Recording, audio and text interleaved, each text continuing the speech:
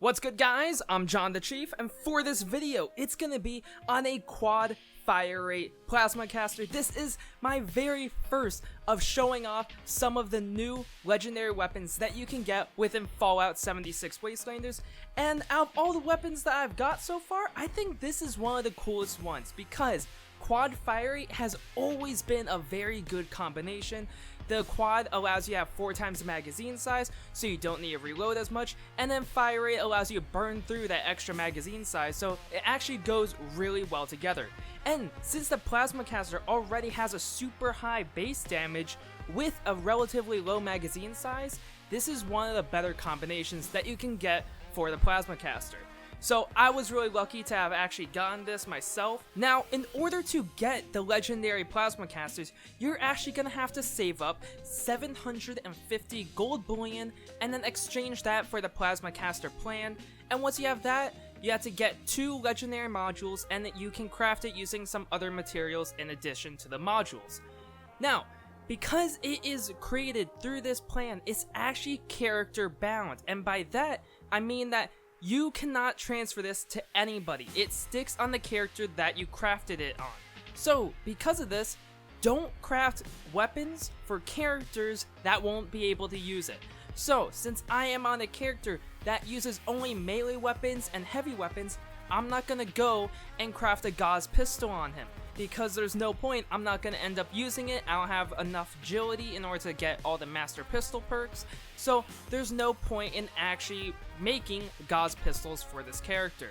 So when you guys are crafting your own legendary weapons through the gold bullion plans, I recommend only getting the ones for your specific character needs. There's no point in collecting them all. So now let's go into the stats of this beautiful weapon, because it is actually really good. I am running it on a bloodied build, so the damage is actually going to be super high. It does 212 ballistic damage and 212 energy damage, which totals up to 424 damage, which is crazy high. And then in addition to running stabilized, which allows me to have 45% armor penetration, this thing will pack quite a punch. And then in addition, since I'm running quad and faster fire rate, the fire rate normally starts off at 20, but with faster fire rate, it's 25, so I can get a few more shots in, especially if they do take the extra shot to die. And then the 20 magazine size going to 80 is really nice, especially for encountering a bunch of ghouls. It allows me to just handle them all without having to reload, so it's actually a really solid weapon that I highly recommend. Quad fire rate is a really good combination. The only thing I could really rather would run would be a bloodied fire rate, because bloodied just makes it so I could one-shot basically everything.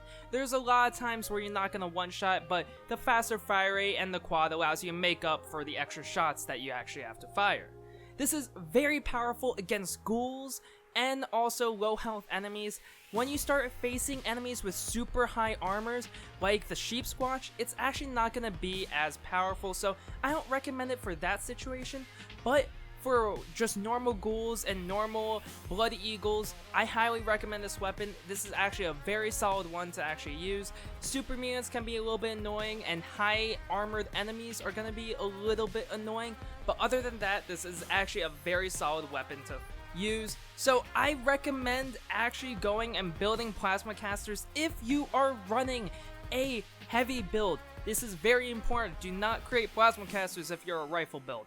One of my other characters that I use a lot is a rifle build. I would not be buying this for it. It is not powerful enough where you want to use it without investing all the perks into it, but this is actually a very solid choice. I would give it like a B tier type of weapon. It's not like S tier like a 50 cal and LMG, but right now I think it's a pretty solid weapon. It's right around where you would place the Gatling lasers. And that's gonna be it for the video, guys. Hope all of you guys enjoyed the video. Make sure to like, comment, and subscribe if you enjoyed it, and have a good day.